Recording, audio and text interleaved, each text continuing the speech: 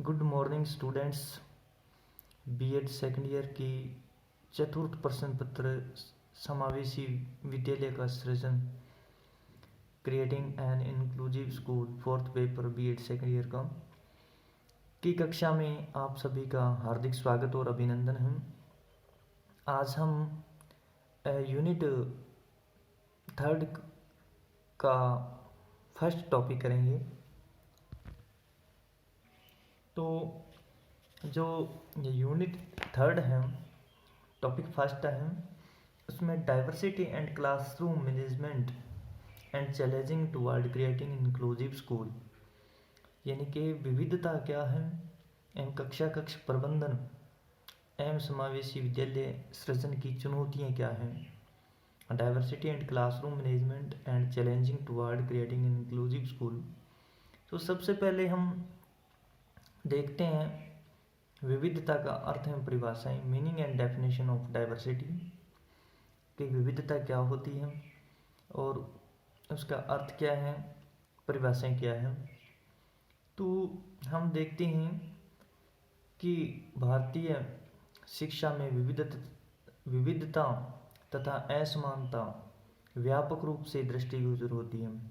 सामान्य रूप से विविधता का अर्थ है कि कोई भी व्यक्ति या कोई भी समाज एक समान नहीं होता है, उनमें विविधताएं पाई जाती हैं। विविधता का अर्थ जाति के आधार पर भेदभाव की या रंग रूप के आधार पर भेदभाव या क्षेत्र के आधार पर भेदभाव, खान पान के आधार पर भेदभाव, संस्कृति के आधार पर भेदभाव, धर्म के आधार पर भेदभाव है। तो कई समाजों में भी विविधताएं पाई जाती हैं। कोई भी समाज है उसका खान पान अलग है, दूसरा समाज है उसका खान पान अलग है। एक समाज अलग प्रकार की पोशाकें पहनता है, कपड़े पहनता है, दूसरा समाज अलग प्रकार के कपड़े पहनता है। तो इस प्रकार से हम देखते हैं कि अनेक समाजों में विविधता पाई जाती है। तो विविधता का जो सामान्य अर्थ है भेदभाव से है, अलग अलग खान पान, रीति रिवाज, धार्मिक विचार, संस्कृति आदि से है। भारतीय जो शिक्षा है उसमें भी विविधता है। मोटे रूप से देखा जाए तो जो हमारी राजकीय भाषा या राष्ट्रीय भाषा है वो हिंदी है, और इसके बाद जो अलग अलग राज्यों में अलग अलग भाषा बोली जाती है, और सेकंड लैंग्वेज या third language, second language Hindi और थर्ड लैंग्वेज है जो क्षेत्रीय भाषा है। जैसे पंजाब में पंजाबी है, राजस्थान में हिंदी है या संस्कृत है, पंजाबी भी बोलते हैं, मिक्स भाषाएं, और गुजरात में गुजराती, तमिलनाडु में तमिल, कन्नड़ में कन्नड़ी, कांगड़ी, इस तरह से अलग अलग भाषाएं बोली जाती हैं। मराठा भाषा है, कोंकणी है, डोगरी है, संथाली है, अनेक प्रकार की भाषाएं बोली जाती हैं। और एक बात मैं बता दूं आपको, भारतीय संविधान की जो 8वीं सूची है उसमें शुरुआत में कुल 14 भाषाएं थी और वर्तमान में 22 भाषाओं को मान्यता प्राप्त है। तो इस प्रकार भाषा के आधार पर भी विविधता पाई जाती है। फिर वहाँ के खान पान, धार्मिक विचार, रीति रिवाज आदि भी अलग अलग हैं। तो ये सब विभिन्नता के या विविधता के रूप में देखे जाते हैं। भारतीय समाज है जो प्रारंभ से ही विभिन्न प्रकार की विविधताएं लिए हुए हैं, जैसे रंग रूप है, संस्कृति है, जातीय प्रजातीय, धार्मिक विविधता के अतिरिक्त अनुवांशिक तथा खान पान के कारण भारत में शारीरिक विविधताएं भी व्यापक रूप से पाई जाती हैं।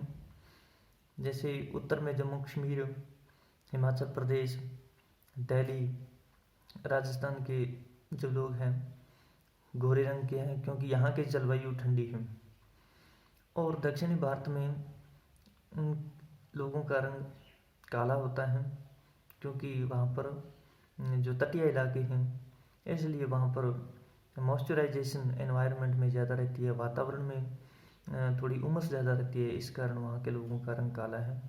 तो रंग के रूप के आधार पर, संस्कृति के आधार पर, जातीय आधार पर, प्रजातीय धार्मिक विविधताओं के अतिरिक्त अनुवांशिक व खान पान के कारण भी भारत में शारीरिक विविधताएं पाई जाती है। कोई शुद्ध शाकाहारी होता है, कोई मांसाहारी होता है, या कोई अन्य प्रकार का खान पान, कंदमूल, फल वगैरह खाते हैं। तो इस प्रकार से भी उनमें शारीरिक विविधताएं आ जाती हैं। विभिन्न प्रकार के समावेशन और पृथक्करण की प्रक्रिया व्यापक रूप से प्रचलित है। सामाजिक तथा प्राकृतिक कारणों से भारतीय बालक शारीरिक एवं मानसिक रूप से पर्याप्त विविधताएं लिए हुए हैं। मानसिक तथा शारीरिक रूप से असक्षम बालक भारतीय कक्षाओं में विविधता से मिलते हैं। यानी कि भारत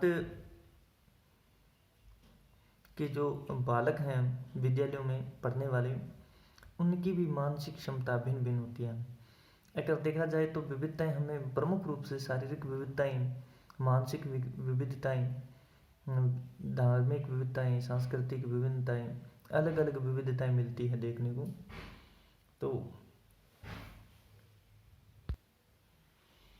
तो जो मानसिक शारीरिक रूप से असक्षम बालक है जो भारतीय कक्षाओं में बहुतायत से मिलते हैं, साथ ही प्रतिभाशाली एवं सृजनात्मक बालक भी होते हैं।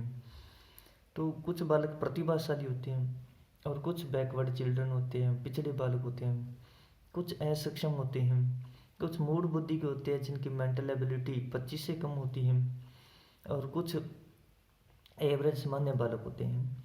इस प्रकार जो कुछ बालक सृजनात्मक बालक भी होते हैं। तो ये भी एक विविधता का प्रकार है। इसी प्रकार विभिन्न संस्कृतियों से आए, कटु अनुभवों से गुजरे बाल श्रमिक बालक भी भारतीय शिक्षा में विविधता को दर्शाते हैं। कुछ बालक छोटी उम्र में ही कार्य करने लग जाते हैं, बाल श्रमिक करते हैं, उनके भी जो मानसिक क्षमता है जो भिन्न होती है।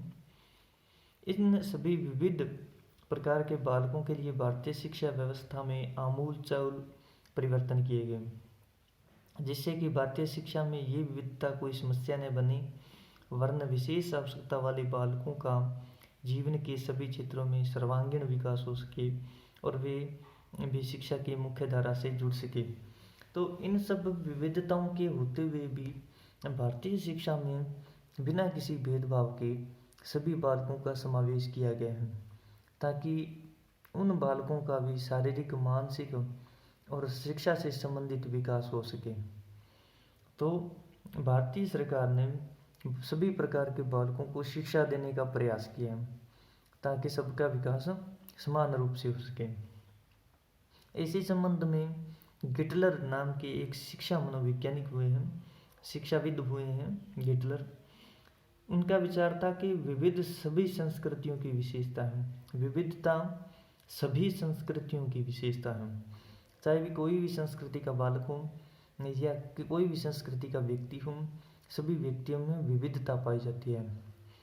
जैसे कि हमने ऊपर बात की, रंग रूप में, संस्कृति में, जातीय, प्रजातीय, धार्मिक विविधता के अतिरिक्त अनुवांशिक खान पान के कारण भी भारत में लोगों में विविधता आ जाती है। भारत क्या, पूरे विश्व के लोगों में विविधता आ जाती है। तो गिटलर ने भी जो विचार व्यक्त किया, जो परिभाषा दी, उसमें उसने बताया कि विविधता सभी संस्कृतियों की विशेषता है। यद्यपि एक समूह से दूसरे समूह में, एक संस्कृति से दूसरी संस्कृति में असमानता के विस्तार एवं प्रकार में अंतर पाया जाता है। एक और हुए सोरोकिन, जो एक समाजशास्त्री भी है, शिक्षा शास्त्री भी है, समाजशास्त्री। उनका विचार है कि आदिकाल से ही मानवीय समाज में असमानता व्याप्त रही है। शुरुआत से ही, जब से मानव का जन्म हुआ, तब से ही, आदिकाल से ही मानवीय समाज में असमानताएं व्याप्त रही है, समाजों में विभिन्नता रही है।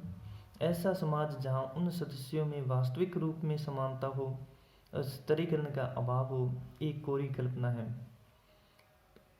मानव समाज में ऐसी स्थिति कभी नहीं रही कि समाज में दो प्रकार का विविधीकरण देखने को न मिलता हो।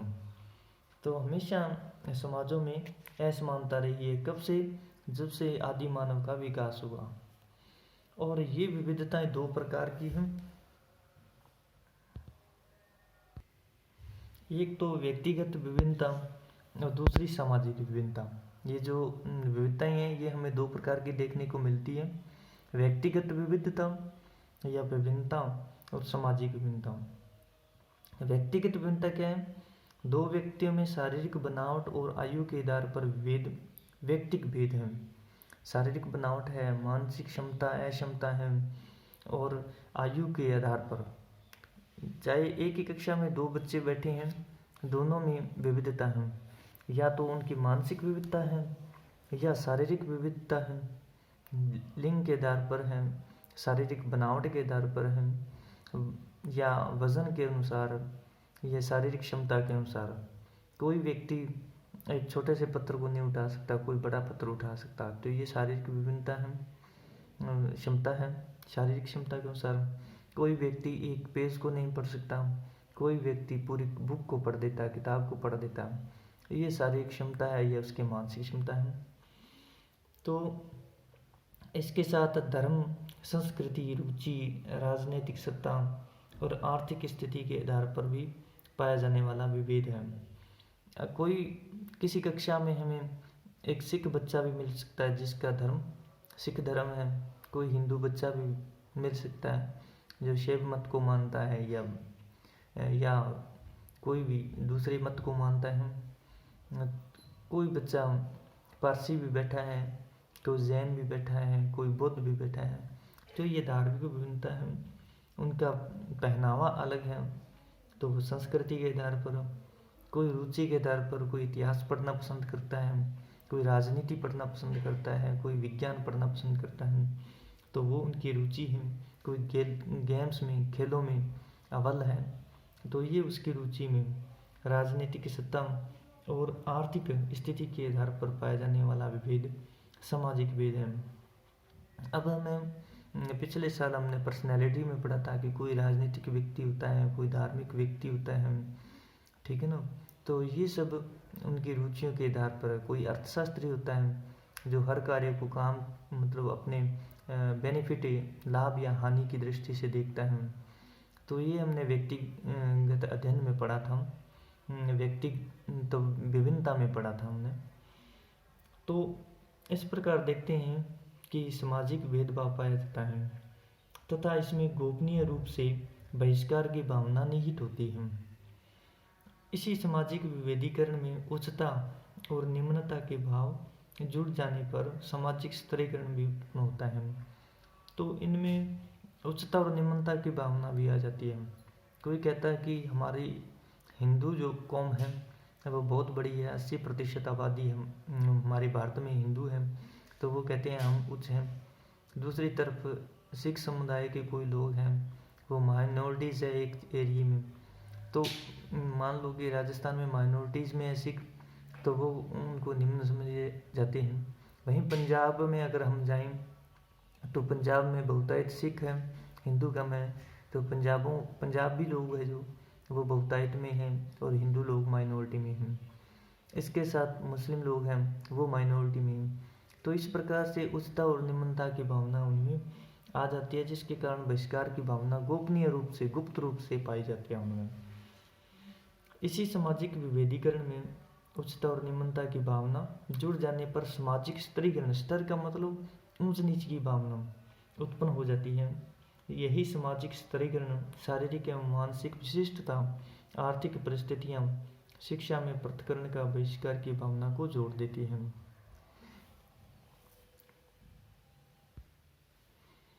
और इस पृथक्करण, ये पृथक बालकों की शिक्षा को मुख्य धारा को जोड़ने के लिए शिक्षा के विभिन्न क्षेत्रों में समावेश की प्रक्रिया को अपनाया जाता है।